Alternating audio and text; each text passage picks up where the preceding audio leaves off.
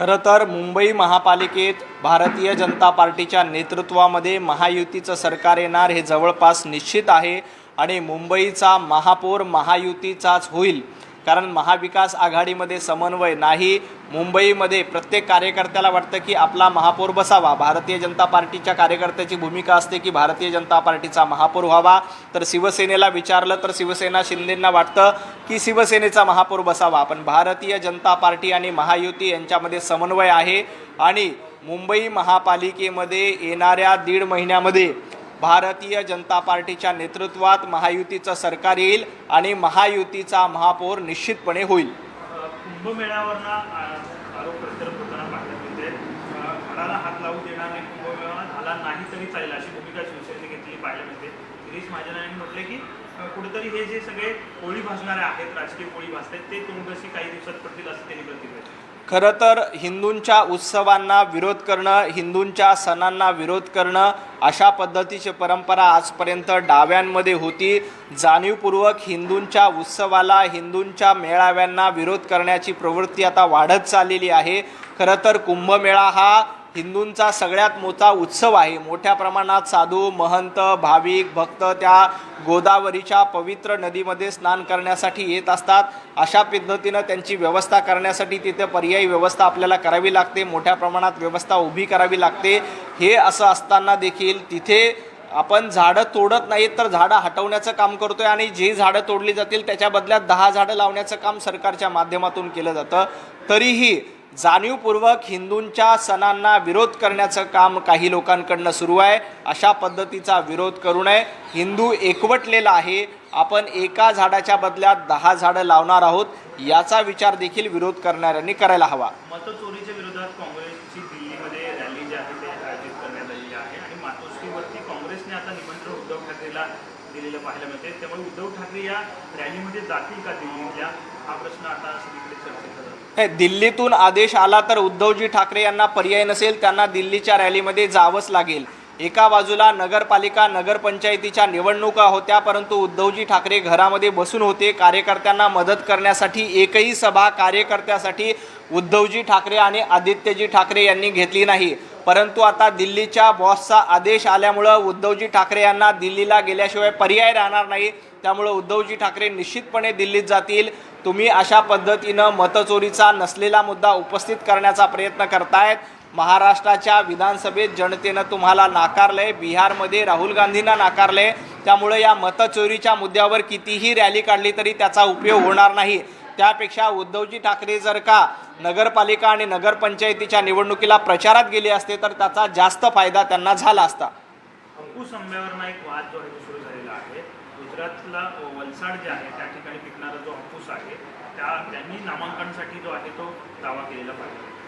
हापूस आंबा महाराष्ट्राचा आणि कोकणचाच आहे, याच्यावर शिक्कामोर्तब झालंय। GI मानांकन देखील कोकणातल्या हापूसला मिळालेलं आहे। कोकणच्या हापूसची चव देशभरातल्या इतर कुठल्याही हापूसला किंवा आंब्यांना नाही। त्यामुळं कोकणचा हापूसच GI मानांकनदृष्ट्या अधिकृत हापूस आहे। इतर कुठल्याही राज्याने, गुजरात असो का अजून कोणी असो, कुणी कितीही दावे केले तरी हापूस तो आपलाच आहे। हापूस कोकणातल्या मातीतला आहे आणि त्याला GI मानांकन ऑलरेडी मिळालं आहे। त्यामुळे इतर कुणी किती दावे केले तरी त्या दाव्यांना अर्थ नाही। त्यांचा गुजरातचा हापूस म्हणून त्यांना नक्की मानांकन मिळावं त्याबद्दल आमचं काही मत नाही, परंतु कोकणचा हापूस, चवदार हापूस हा आपलाच आहे। दुसरा एक अहिल्यानगरचा प्रश्न आहे। कला केंद्रामधली नर्तिका होती, त्यांनी आत्महत्या केली। रोहित पवारांनी ट्विट करून आरोप असा केला की भाजपचा नगरसेवक जो आहे तो तिला लग्नासाठी तगादा धरत होता, लावत होता, म्हणून तिने आत्महत्या केली। खरं तर या प्रकरणाची सविस्तर माहिती पोलीस घेतील। यात कोणी जर का दोषी असेल तर निश्चितपणे कारवाई केली जाईल। गृह खातं कोणालाही सोडणार नाही, तो भारतीय जनता पार्टीचा पदाधिकारी असो किंवा आणखी कोणी असो। जर का याच्यामध्ये दोषी असेल तर निश्चित कारवाई केली जाईल। फक्त राजकीय सुडापोटी अशा पद्धतीचे आरोप केले तर ते देखील योग्य नाहीत। विजय वडेट्टीवारांनी मुंबईचं महापौर पद जे आहे त्यावर ते टीका केली आहे की भाजपला वरून हक्काने काहीतरी सांगितलं असेल म्हणून भाजप मुंबईत महापौर बसवणार असा दावा करतो। विजय वडेट्टीवार यांना एवढंच सांगायचं आहे, मुंबई महापालिकेमध्ये काँग्रेसला सिंगल डिजिटमध्ये जागा मिळणार आहेत। सिंगल डिजिट नगरसेवक काँग्रेसचे निवडून येणार आहेत। त्यामुळे विजय वडेट्टीवार यांनी काँग्रेसची मुंबईमध्ये काय अवस्था आहे याच्याकडे बघावं। आका आणि बोका ही भूमिका विजय वडेट्टीवार तुमची आहेत। तुम्ही ज्या पद्धतीनं मुंबईला लुटण्याचं काम बोक्याप्रमाणे 2.5 वर्षामध्ये केलं होतं, बोक्याप्रमाणे लोणी खाण्याचं काम केलं होतं, त्यामुळं तुम्हाला महाविकास आघाडीला मुंबईकर निश्चित नाकारतील आणि काँग्रेसची तर धुळदाण होईल। काँग्रेस सगळ्यात शेवटची पार्टी मुंबईमध्ये असेल। काँग्रेसची दारुण अवस्था मुंबईमध्ये झालेली आहे। सिंगल डिजिट एका हाताच्या बोटावर मोजता येतील, अंगठ्यावर मोजता येतील एवढे काँग्रेसचे नगरसेवक देखील मुंबईमध्ये येणार नाहीत, अशी अवस्था काँग्रेसची आहे। त्यामुळे वडेट्टीवार भारतीय जनता पार्टीवर टीका करण्यापूर्वी आपल्या पक्षाची काय अवस्था आहे, आपल्या काँग्रेसची मुंबईमध्ये काय स्थिती आहे। उद्धवजी ठाकरे तुम्हाला तुमच्यासोबत घ्यायला तयार नाही आहेत। राज ठाकरेंना सोबत घेतल्यामुळे तुम्हाला बाजूला केलेलं आहे आणि अशा पद्धतीनं भारतीय जनता पार्टीवर टीका कराल तर त्याचं उत्तर तुम्हाला मिळेल। दुसरीकडे मीरा भाईंदर महानगरपालिकेच्या हद्दीमध्ये मराठी माणसाला घर देण्यासाठी नाकारलेलं पाहायला मिळतं, कारण की मराठी माणूस मच्छी मांस खातो, त्यामुळे कुठेतरी हे घर नाकारलंय। कुठल्याही मराठी माणसाला कुणीही घर नाकारू शकत नाही। महाराष्ट्र हा मराठी माणसाचा आहे। महाराष्ट्रामध्ये प्रथम भाषा आणि महाराष्ट्रामध्ये मराठी आलीच पाहिजे। कुणीही अशा पद्धतीनं मतभेद करत असेल तर सरकार त्याच्यावर योग्य ती कारवाई करेल। कुणालाही अशा पद्धतीनं जातीच्या राजकारणावरनं किंवा भाषेच्या राजकारणावरनं घर नाकारण्याचा अधिकार नाही।